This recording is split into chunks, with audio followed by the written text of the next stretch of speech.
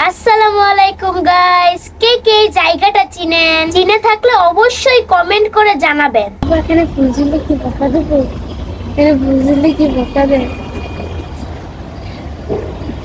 তো hey guys, আসসালামু আলাইকুম। দেখেন আমার মেয়েটা কত সহজ সরল। সে এই ফুলটা দেখে নিতে চাইতেছিল আর জিজ্ঞেস করতেছিল, বাবা এই ফুলটা ছিললে কি আমাকে বকা দিবে? আসলে এই ফুলটা যে এইখানে সৌন্দর্য, এই জায়গাটা কে কে চিনতে পেরেছেন অবশ্যই কমেন্ট করে জানাবেন। এই যে আমরা এখানে বাপ মেয়ে চলে এসেছি একটু ঘুরতে। দেখেন আমি ঘুমিয়ে যাচ্ছি কারণ আমি একটু অসুস্থ, ডাক্তারের কাছে গিয়েছিলাম। অনেক বড় সিরিয়াল, এই জন্য আমি চলে এসেছি। আবার হয়তো বা বৃহস্পতিবার যাব। এই লোকেশনটা কে কে চিনতে পেরেছেন অবশ্যই কমেন্ট করে জানাবেন।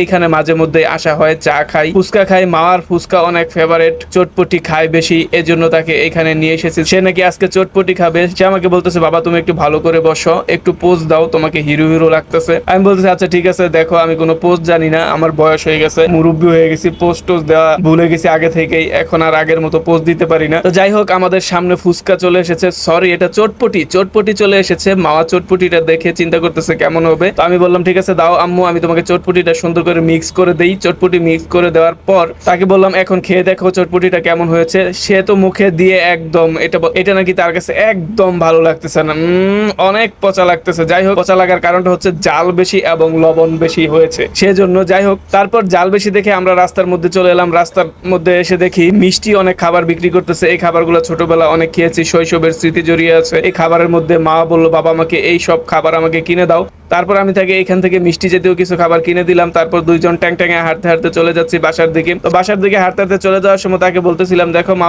আমি এরকম তোমাকে নিয়ে ঘুরাঘুরি করছি, হাঁটাহাঁটি করছি, এগুলা কি তুমি মনে রাখবে? সে বলতেছে অবশ্যই বাবা, তুমি আমাকে ছেড়ে এত তাড়াতাড়ি চলে যাবে না। চলে তো যেতেই হবে, কিন্তু এত তাড়াতাড়ি না। আল্লাহর কাছে দোয়া করবো তুমি যাতে আমার সাথে আরো অনেক দিন বেঁচে থাকো। তারপর দুই বাপ বেটি চলে এলাম। মাওয়ার হাসির কারণটা কি জানেন? মা কিন্তু হাসতেছে একটা কারণে। কি কারণে হাসতে পারে আপনারা অবশ্যই কমেন্ট করে জানাবেন। যদি ভিডিওটি ভালো লাগে তাহলে অবশ্যই আমাদের ইউটিউব চ্যানেলটি সাবস্ক্রাইব করে আমাদের সাথেই থাকবেন।